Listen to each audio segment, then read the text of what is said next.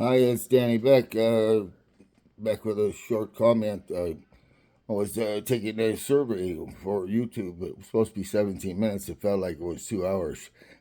Anyways, I finally gave up and decided to come on and do a quick video. If it reaches out there, fine. If not, I guess it's meant to be. Anyways, so I have to wonder about Hawking. Stephen Hawking, I don't want to speak ill of the passed away folks, but I can imagine perhaps he's made it to heaven. He sure went through hell on earth. Yeah, with all of his health problems. I have my own. I'm I got uh, Parkinson's, and I was concerned that perhaps I was starting to forget too much, and I needed to get these words out there to folks, and that's why I posted almost 100 different little short videos and so a few long ones on Facebook, just so that I could get some of the stuff that I've been procrastinating about done. That said, back to Stephen Hawking. Here's a man who said that he believed that everything could have pretty much could have occurred, that the creation or the evolution, as it were, could have happened without a creator, without a intelligent design. Basically, saying that intelligence is not a part of creation, and it's sort of like saying intelligence just isn't really necessary for things to all be the way that they are. And it's sort of like the most intelligent guy is making this statement, really, that intelligence is not necessary. And I find that ironic in and of itself.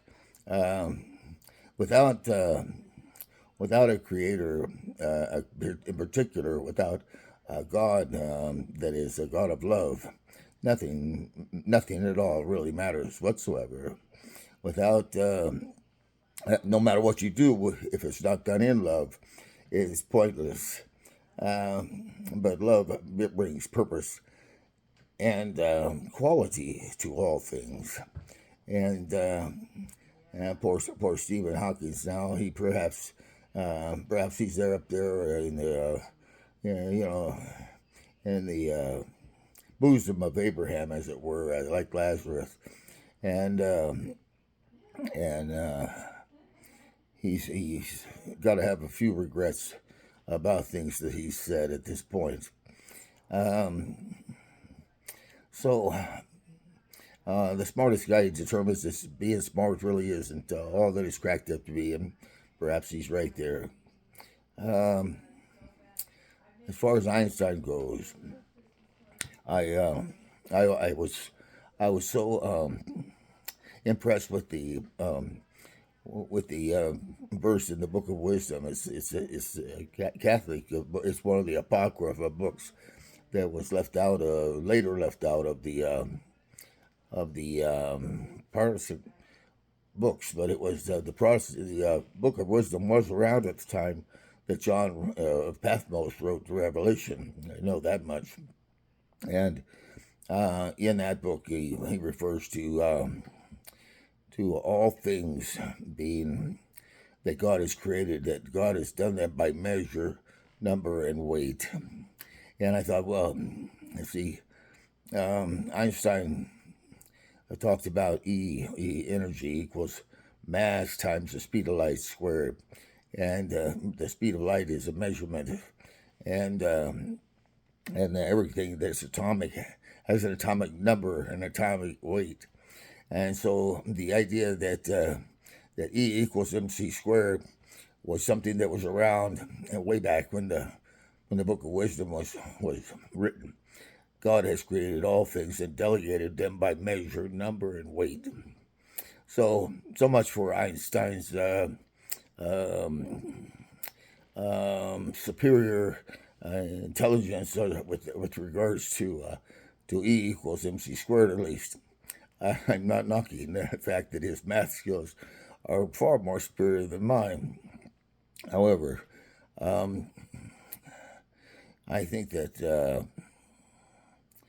I think if there was a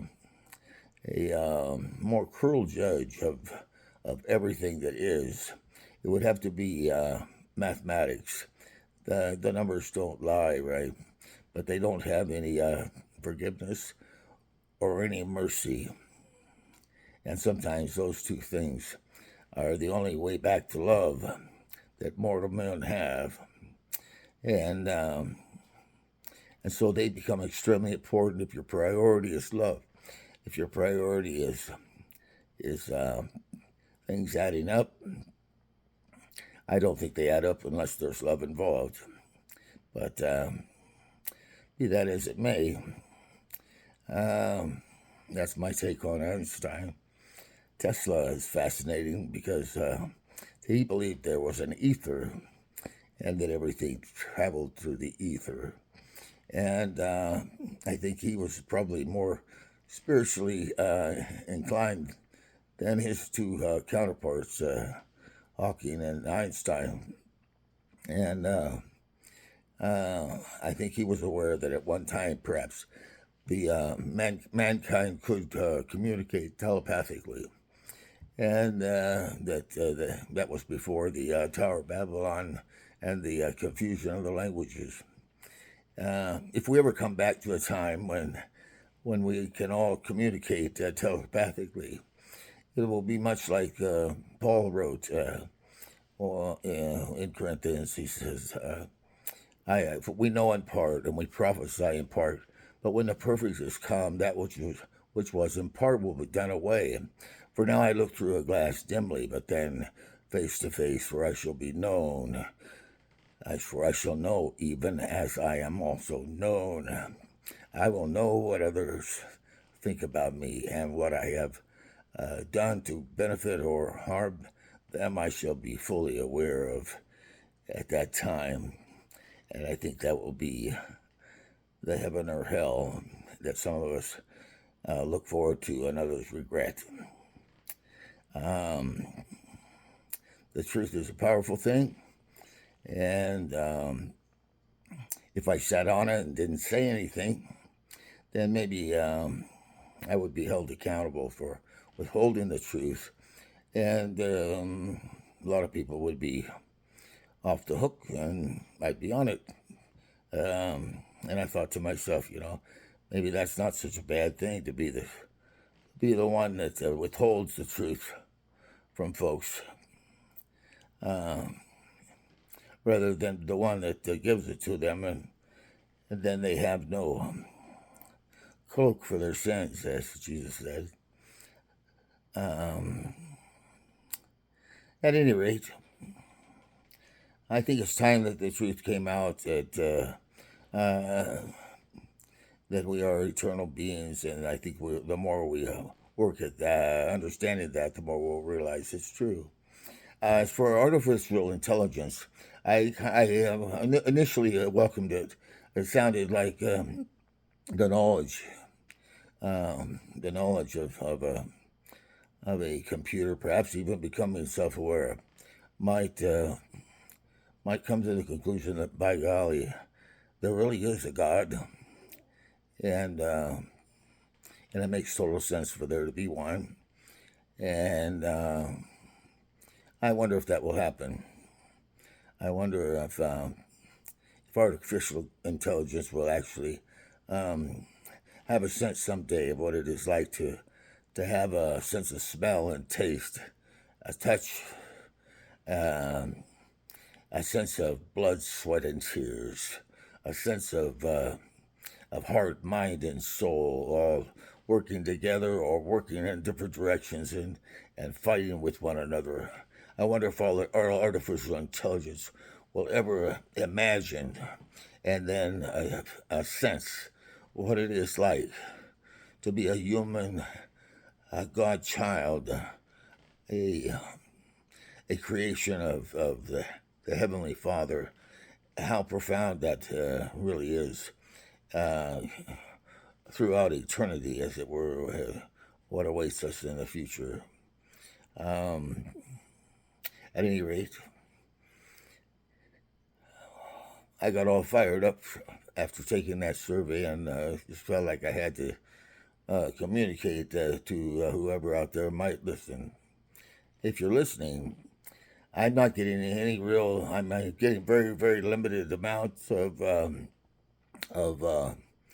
comments from my listeners. I had some very profound and very um, uh, inspired comments there for a little bit, and then everything just kind of like disappeared. So I don't know if I'm hated or loved or what.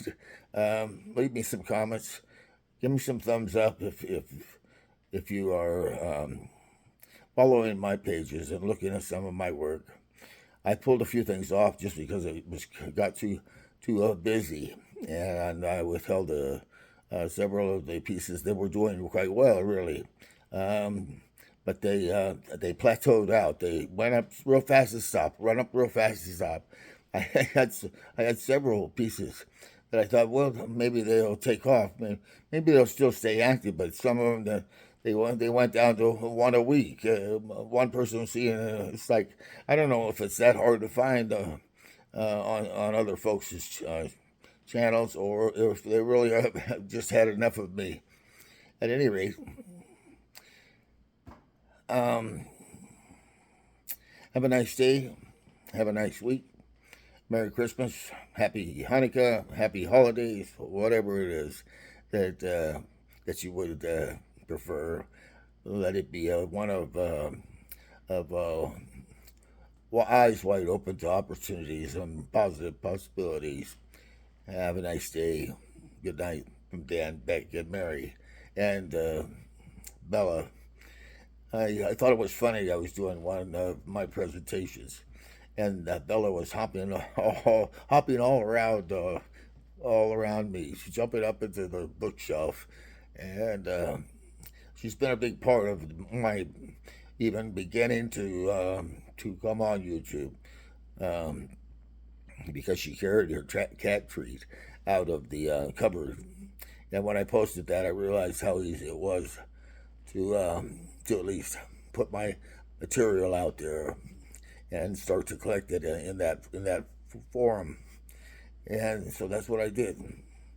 Anyway, uh, I'm tired of looking at me myself, so I'm going to call it a night. You folks have a good one. Please comment, share, like, and if in fact that's what you're inclined to do to get the word out, appreciate it.